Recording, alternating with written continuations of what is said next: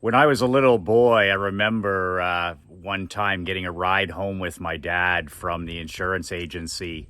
I was about maybe 10, 11 years old. And my dad and we stopped along the way. It was nearly Christmas. It might have been a couple days before Christmas. And my dad was giving me a drive home from hockey or basketball or something like that. And I'll never forget, we stopped at a auto body uh, shop on the way home. And my dad got out of the car and then he said, "Are you coming?" And I was like so excited because, my dad always invited me places, as many places as he could. And I would always be so happy and proud to go any of these cool places with him, to see farmers or to see clients or see business guys or whatever it was. And he invited me out of the car. So I got out of the car and we went into this auto body shop.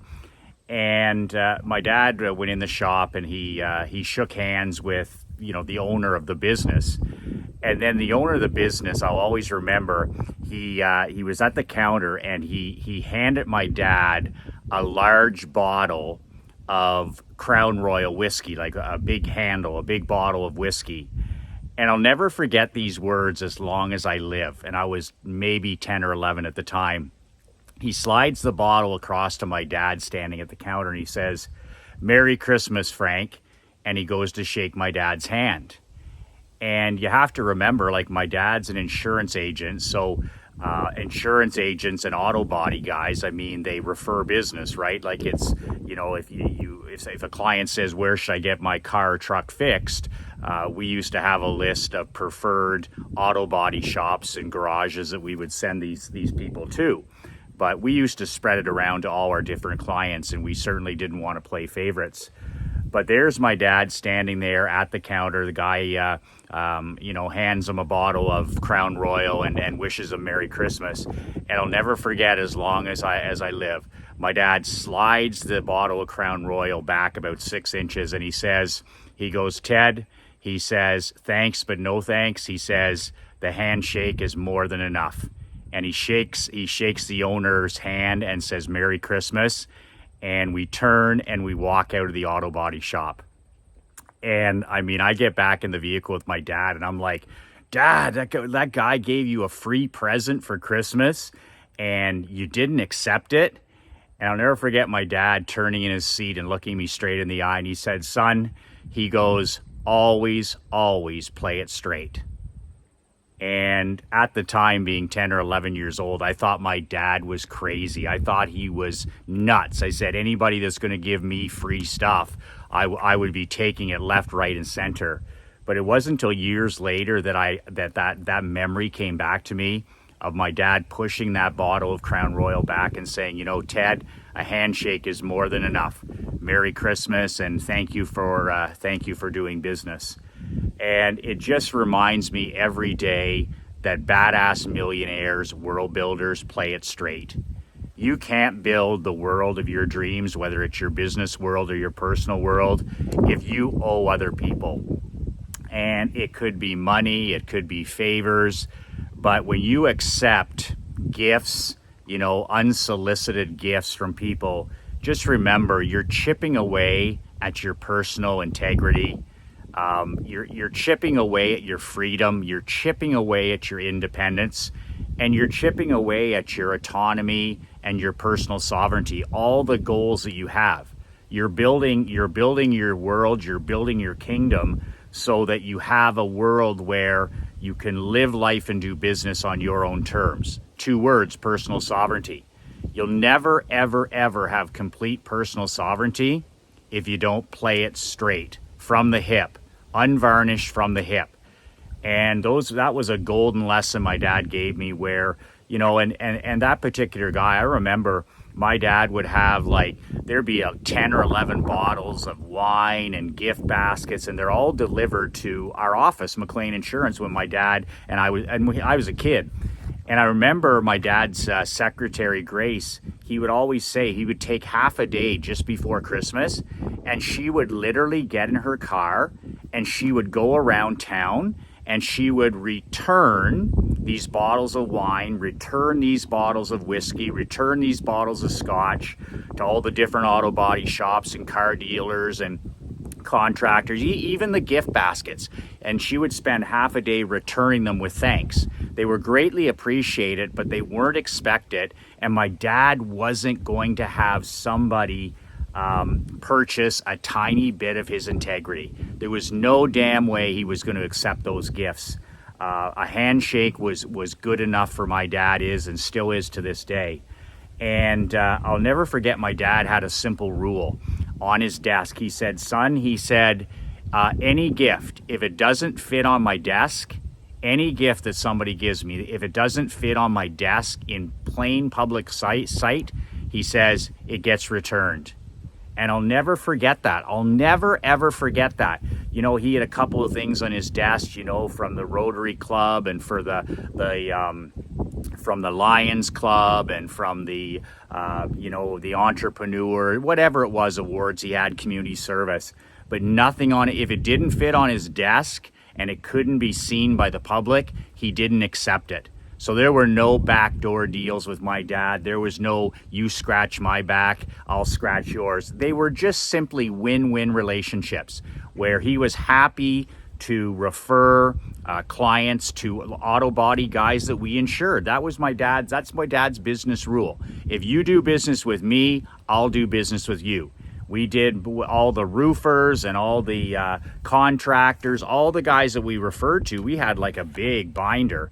And what we did is we would just refer, you know, where do you buy a car? We would have a list of auto dealerships that we insured. Who do you recommend as a plumber or electrician or a pizzeria, a place to get a pizza or to get a steak and lobster? All these, we just dealt with people that dealt with us. And nowadays, you don't see as much of this stuff. You don't see the bottles of whiskey and scotch at Christmas as much. But boy, oh boy, was that a teaching point for me at the age of 10 or 11, seeing my dad. And it makes me think of how you become a hero in your own home. Like, that's one of the things about world building, right? Is we all want personal sovereignty. We all want to build our own world. And at the end of the day, we all want to be heroes in our own home. Like, one of my biggest reasons why for doing all this, for getting up early, for writing books, for writing newsletters, for shooting 250 videos, for, you know, getting in better shape, for stop drinking, all these things. It's to make my wife Krista and my daughter proud of me on a day-to-day basis. And basically, that's a snapshot, is I want to be a hero in my own home. I want to be a living, breathing example of good morals, of good work ethic, of good integrity, of high character.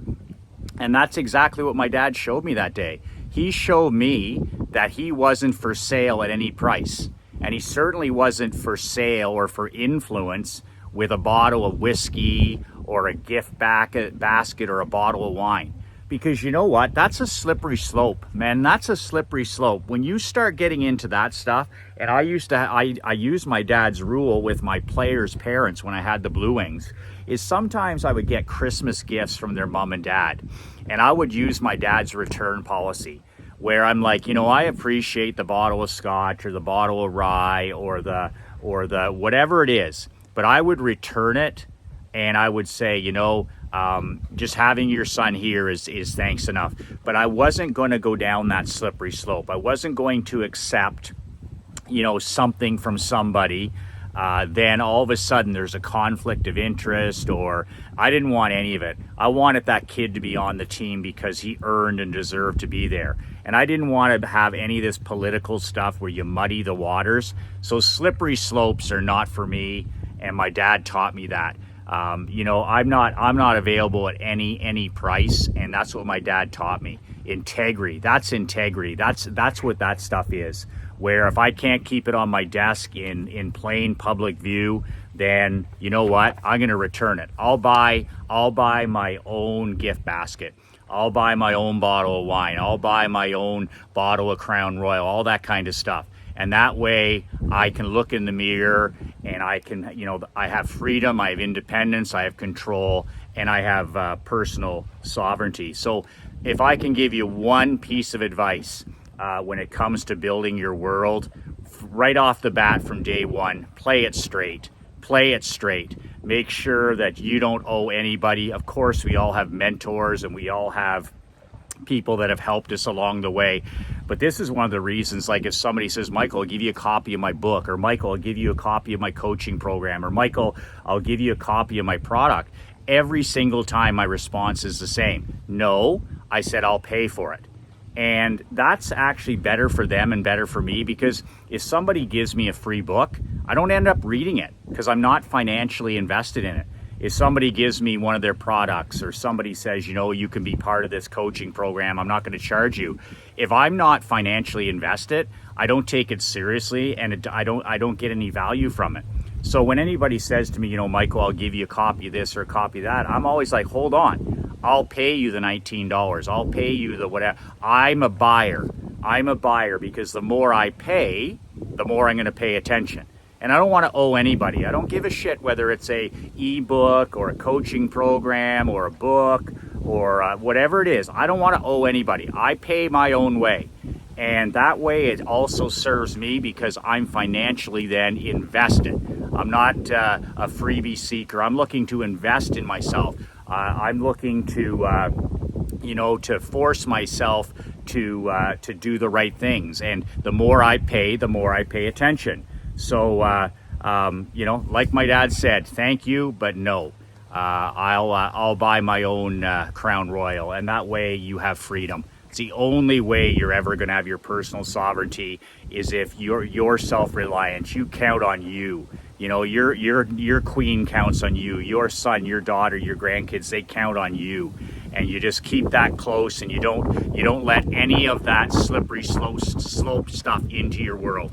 Are you kidding me? There's people that'll help us along the way. There's people that give our hands up, and always be grateful and always be thankful. But that's where it stops and where it ends. If it doesn't fit on your desk, if you wouldn't want it on the front page of the newspaper, if you wouldn't want it on the front page of social media, if you wouldn't want it, in a video, then don't accept it. That's a great rule right there. If you wouldn't want everybody knowing about what happened, or if you wouldn't want somebody knowing about a gift at Christmas or Thanksgiving, then return it with thanks and you're a free man.